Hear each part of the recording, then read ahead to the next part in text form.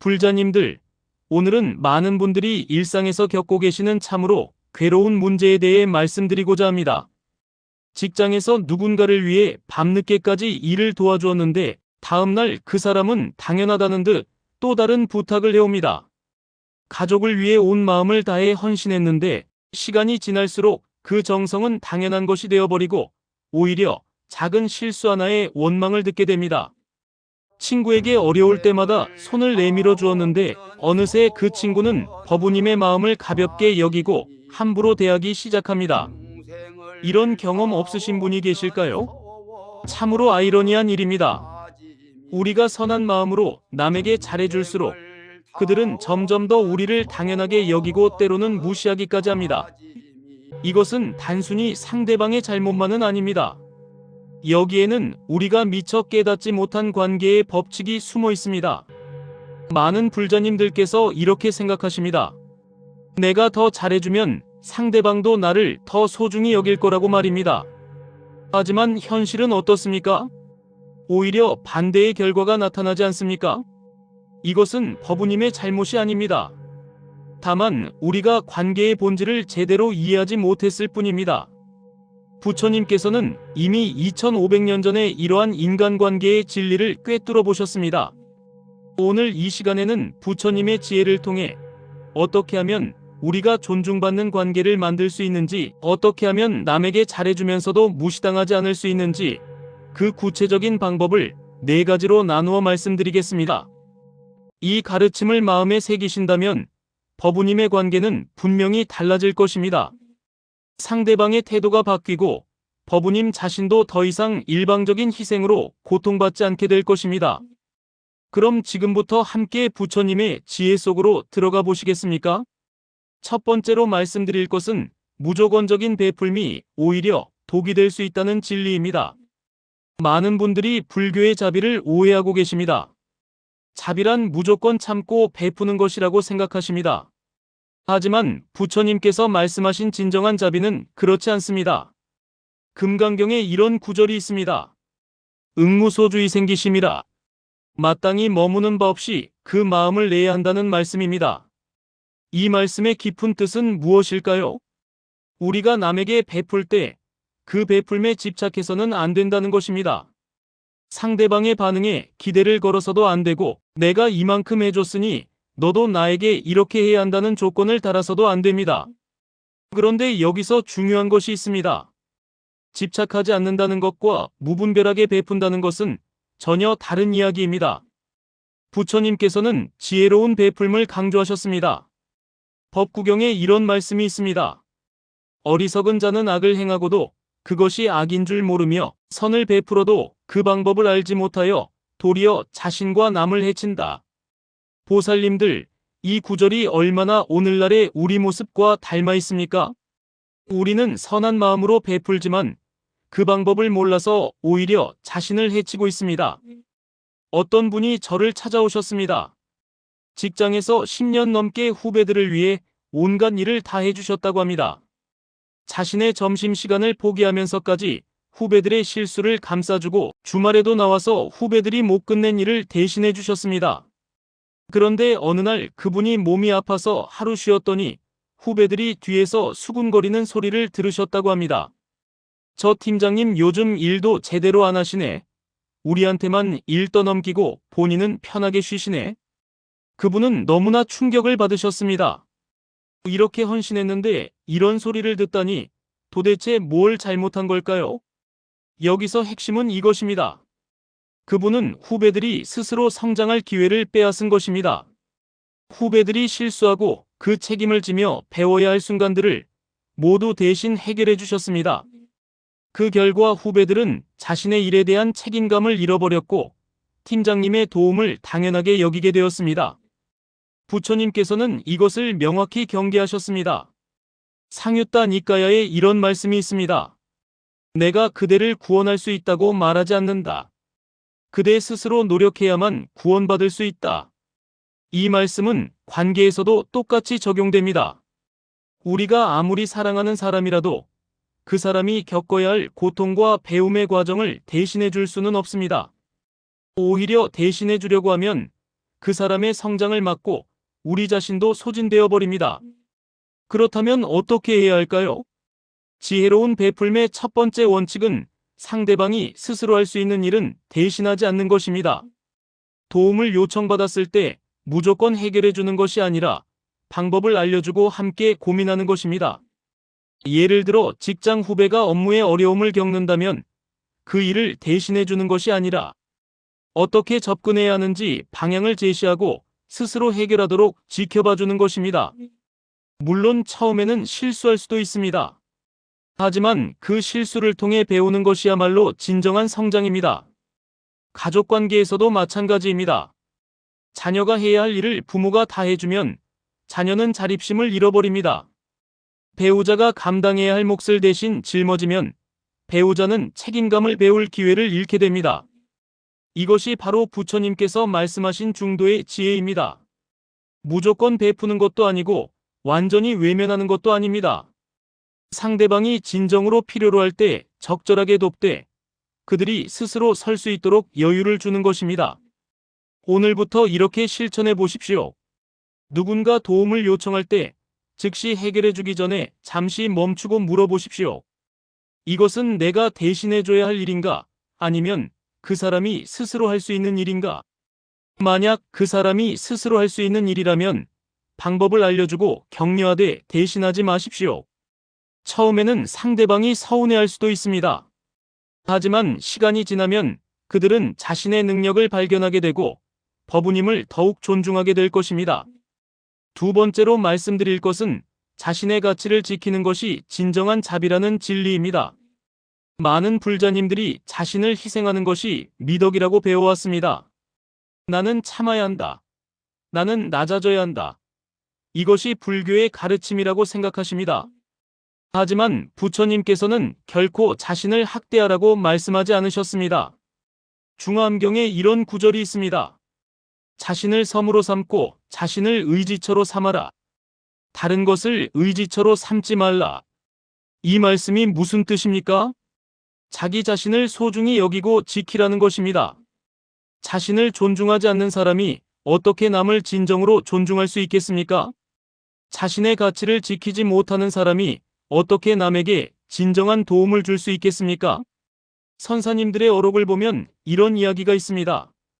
한 수행자가 조주 선사님께 물었습니다. 스님, 저는 모든 사람을 섬기고 낮아지려고 노력하는데 왜 사람들이 저를 무시합니까? 조주 선사님께서 답하셨습니다. 내가 너 자신을 무시하는데 남들이 너를 어찌 존중하겠느냐? 이 말씀이 얼마나 명쾌합니까? 우리가 스스로를 낮추고 무시할 때 남들도 우리를 그렇게 대합니다. 이것은 거만하게 굴라는 말이 아닙니다. 자신의 가치와 존엄성을 지키라는 말씀입니다. 어떤 보살님이 계셨습니다. 시댁에서 20년 넘게 며느리로 살아오셨는데 시부모님과 시댁 식구들의 요구를 모두 들어드리며 사셨다고 합니다. 명절 준비는 물론이고 시댁 식구들의 크고 작은 일까지 모두 챙기셨습니다. 자신의 친정 식구들 일은 뒷전으로 하면서까지 말입니다. 그런데 어느 날 그분이 몸이 아파서 병원에 입원하셨을 때 시댁에서 온 사람은 아무도 없었다고 합니다. 오히려 퇴원하자마자 시어머니께서 전화하셔서 이렇게 말씀하셨답니다. 이제 좀 나았으면 와서 김장 좀 도와줘야지. 그분은 그제야 깨달으셨다고 합니다. 자신이 스스로를 너무 낮춰왔다는 것을, 자신의 건강과 행복을 너무 뒷전으로 했다는 것을 말입니다. 부처님께서는 이렇게 말씀하셨습니다. 온 세상을 다 뒤져도 자기보다 더 사랑스러운 사람은 없다. 다른 사람들도 마찬가지로 자기 자신이 가장 사랑스럽다. 그러므로 자기를 사랑하는 사람은 남을 해치지 말라. 이 말씀의 핵심은 무엇입니까? 자기 자신을 사랑하는 것이 모든 자비의 시작이라는 것입니다. 자신을 소중히 여기는 사람만이 남도 진정으로 소중히 여길 수 있습니다. 그렇다면 구체적으로 어떻게 해야 할까요? 먼저 자신의 한계를 명확히 하십시오. 내가 할 수 있는 것과 할 수 없는 것, 내가 받아들일 수 있는 것과 받아들일 수 없는 것을 분명히 하십시오. 예를 들어 직장에서 야근을 요구받았을 때 정말 급한 일이라면 기꺼이 돕되 습관적으로 당연하게 요구하는 것이라면 정중하게 거절하십시오. 이렇게 말씀하시면 됩니다. 오늘은 제가 개인적으로 중요한 약속이 있어서 정시에 퇴근해야 합니다. 내일 아침 일찍 출근해서 처리하면 안 될까요? 가족에게도 마찬가지입니다. 법우님도 쉴 시간이 필요하고 법우님의 일도 중요하다는 것을 분명히 하십시오. 처음에는 주변 사람들이 놀랄 수도 있습니다. 지금까지 모든 것을 다 들어주던 사람이 갑자기 경계를 세우니까 말입니다. 하지만 이것이 건강한 관계의 시작입니다. 명상을 하실 때 이런 관상을 해보십시오. 먼저 편안하게 앉아 호흡을 고르십시오. 그리고 마음속으로 이렇게 되뇌십시오. 나는 소중한 존재입니다. 나는 존중받을 자격이 있습니다. 나는 나 자신을 사랑합니다. 이것을 매일 아침 10분씩 반복하십시오. 처음에는 어색하고 이상하게 느껴질 수 있습니다. 하지만 계속하다 보면 마음 깊은 곳에서 변화가 일어납니다.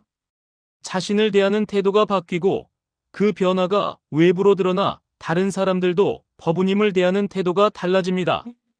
세 번째로 말씀드릴 것은 침묵의 힘을 아는 것입니다. 많은 분들이 관계에서 문제가 생기면 더 많이 설명하고 더 많이 말해서 이해시키려고 합니다. 하지만 선불교의 가르침은 정반대입니다. 때로는 침묵이 천마디 말보다 강력합니다. 유마경에 이런 이야기가 나옵니다. 문수보살이 유마거사에게 불이법문에 대해 물었을 때 유마거사는 아무 말도 하지 않으셨습니다. 그 침묵이야말로 가장 완벽한 대답이었습니다. 이것을 유마일묵이라고 합니다. 유마거사의 한 번의 침묵이라는 뜻입니다. 왜 침묵이 그토록 강력할까요? 말이 많으면 힘이 분산됩니다. 계속 설명하고 변명하면 오히려 약해 보입니다. 하지만 침묵하면 상대방은 혼란스러워합니다.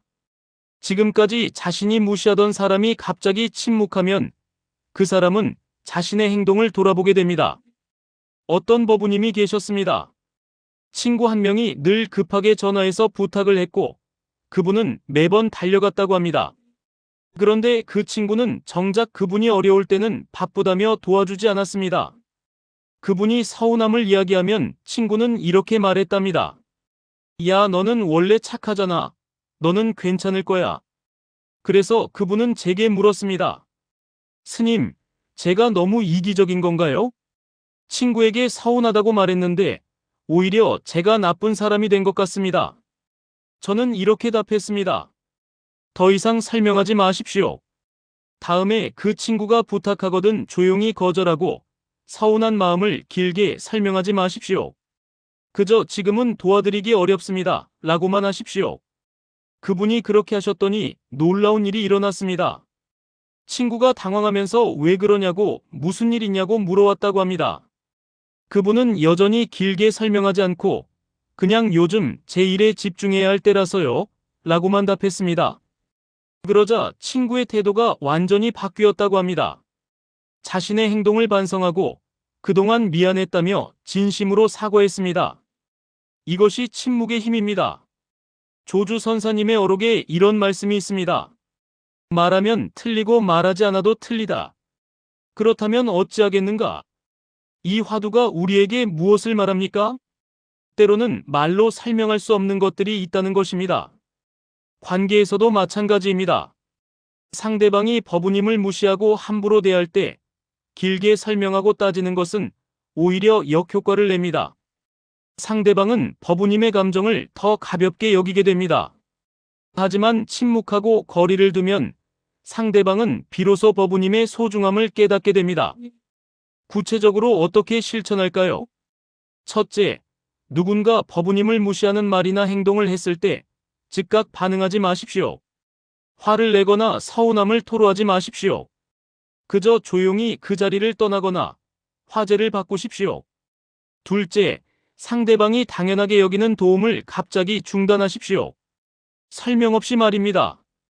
예를 들어 매일 아침 직장 동료에게 커피를 사다 주었다면 어느 날부터 그냥 자신의 것만 사오십시오. 상대방이 물어보면 오늘은 시간이 없어서요. 라고만 간단히 답하십시오. 셋째, 연락의 빈도를 줄이십시오. 늘 먼저 연락하고 챙기던 사람이라면 일주일 정도 연락을 끊어보십시오. 상대방이 연락해 올 때까지 기다리는 것입니다. 이것은 복수나 안갚음이 아닙니다. 자신의 에너지를 아끼고 관계의 균형을 맞추는 지혜로운 방법입니다. 매일 저녁 참선을 하실 때 이런 수행을 해보십시오.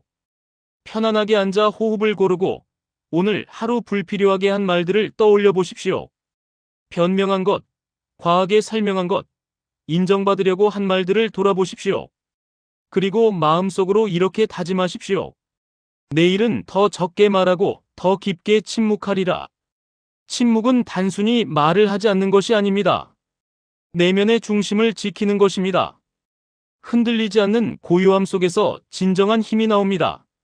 네 번째로 말씀드릴 것은 일관성 있는 행동이 신뢰를 만든다는 진리입니다. 많은 분들이 관계에서 일관성을 잃어버립니다. 어제는 화를 내다가 오늘은 다시 모든 걸 해주고 내일은 또 서운해하는 식입니다. 이렇게 되면 상대방은 법우님을 예측할 수 없는 사람으로 여기고 진지하게 받아들이지 않습니다. 부처님께서는 계율의 중요성을 강조하셨습니다. 계율이란 무엇입니까? 일관되게 지켜야 할 행동의 기준입니다. 왜 계율이 중요할까요? 일관성 있는 행동만이 진정한 변화를 만들기 때문입니다. 증일암경에 이런 말씀이 있습니다. 물방울이 바위를 뚫는 것은 힘이 세서가 아니라 끊임없이 떨어지기 때문이다. 이것이 일관성의 힘입니다. 한번 크게 화를 내는 것보다 매일 조용하지만 확고하게 경계를 지키는 것이 훨씬 강력합니다. 어떤 불자님이 계셨습니다. 성인이 된 자녀가 집에 와서 늘 어질러 놓고 가는데 그분은 매번 치워주셨다고 합니다. 그러면서 입으로는 좀 치우고 가라라고 잔소리하셨지만 결국 본인이 다 치우셨습니다. 그래서 자녀는 엄마의 말을 귀담아 듣지 않았습니다. 어차피 엄마가 다 치워줄 거니까요. 저는 그분께 이렇게 조언했습니다. 다음에 자녀가 와서 어질러 놓거든 치워주지 마십시오. 잔소리도 하지 마시고요. 그냥 그대로 두십시오. 자녀가 다음에 왔을 때 그대로 있으면 그때 조용히 말하십시오. 이제부터는 내가 쓴 것은 내가 치워야 한다. 치우지 않으면 엄마는 치우지 않을 것이다. 그리고 정말로 치우지 마십시오. 그분이 그렇게 하셨습니다. 처음에 자녀는 당황했지만 여전히 치우지 않았습니다. 그런데 그분이 계속 일관되게 치우지 않으시자 한 달쯤 지나서 자녀가 스스로 치우기 시작했다고 합니다. 그리고 이렇게 말했답니다. 엄마, 제가 잘못 생각했네요. 당연한 게 아니었는데 제가 너무 편하게만 생각했어요. 이것이 일관성의 힘입니다. 임재선사님의 어록에 이런 말씀이 있습니다. 수처작주 입처계진. 어디에 있든 주인이 되고 서 있는 곳이 모두 참되다. 이 말씀은 무엇을 뜻합니까? 어떤 상황에서도 자신의 중심을 지키고 정한 원칙을 일관되게 지키라는 것입니다. 그렇다면 어떻게 일관성을 유지할 수 있을까요? 첫째, 법우님만의 명확한 원칙을 세우십시오. 예를 들어 이런 것들입니다. 나는 밤 10시 이후에는 업무 연락에 답하지 않는다. 나는 내 건강을 해치면서까지 남을 돕지 않는다. 나는 무례한 말을 들었을 때 참지 않고 조용히 자리를 뜬다. 이렇게 원칙을 정하고 종이에 적어두십시오. 둘째, 그 원칙을 예외 없이 지키십시오. 처음에는 어렵습니다. 상대방이 서운해하거나 화를 낼 수도 있습니다. 하지만 흔들리지 마십시오. 한번 예외를 만들면 그 원칙은 무너집니다. 셋째, 원칙을 지킬 때 길게 설명하지 마십시오. 그저 죄송하지만 제 원칙이 그렇습니다. 라고만 하십시오. 상대방이 이해하지 못하더라도 괜찮습니다. 법우님의 삶은 남을 이해시키기 위한 것이 아니라 법우님이 행복하기 위한 것입니다. 매일 잠들기 전에 오늘 하루를 돌아보십시오. 내가 세운 원칙을 잘 지켰는가? 어디선가 흔들렸는가? 만약 흔들렸다면 반성하되 자책하지는 마십시오. 내일 다시 시작하면 됩니다. 보름 정도 일관되게 원칙을 지키면 주변 사람들의 태도가 달라지기 시작합니다. 아, 이 사람은 진심이구나. 이 사람의 말은 가볍지 않구나. 이렇게 인식하게 됩니다. 그때부터 법우님은 존중받기 시작합니다. 염불 수행을 하실 때 이렇게 해보십시오. 나무아미타불을 1000번 염송하시면서 각 염불마다 나는 내 원칙을 지킨다 라는 서원을 담으십시오. 염불은 단순히 부처님 명호를 부르는 것이 아닙니다. 그 속에 우리의 서원과 다짐을 담는 수행입니다. 1000번의 염불이 끝날 때쯤이면 법우님의 마음속에는 흔들리지 않는 힘이 자리 잡을 것입니다. 불자님들, 오늘 말씀드린 4가지를 다시 한번 되새겨 보겠습니다. 첫째, 무분별한 베풀물 멈추고 지혜로운 베풀물 실천하십시오. 상대방이 스스로 할 수 있는 일을 대신하지 마십시오. 둘째, 자신의 가치를 지키는 것이 진정한 자비임을 기억하십시오. 자신을 소중히 여기는 사람만이 남도 진정으로 존중할 수 있습니다. 셋째, 침묵의 힘을 활용하십시오. 때로는 말하지 않는 것이 1000마디 말보다 강력합니다. 넷째, 일관성 있는 행동으로 신뢰를 쌓으십시오. 정한 원칙을 예외 없이 지키는 것이 진정한 힘입니다. 이 4가지는 단순한 기술이나 방법이 아닙니다. 부처님께서 2500년 전에 가르쳐 주신 관계의 진리입니다. 사람은 잘해주면 점점 무시한다는 것. 이것은 슬픈 진실이지만 동시에 우리가 배워야 할 교훈입니다. 무조건적인 희생은 미덕이 아닙니다.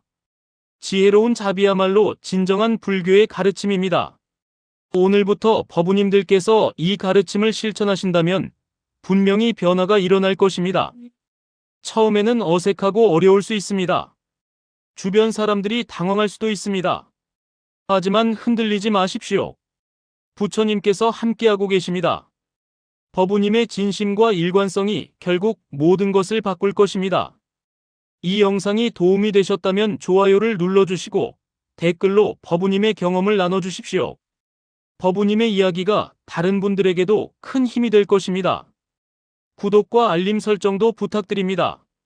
앞으로도 부처님의 지혜를 현대의 삶에 적용하는 가르침을 계속 전해드리겠습니다. 오늘 하루도 부처님의 자비와 지혜가 법우님들과 함께 하시길 기원합니다. 이 공덕을 회양하여 모든 중생이 고통에서 벗어나고 참된 행복을 얻기를 서원합니다.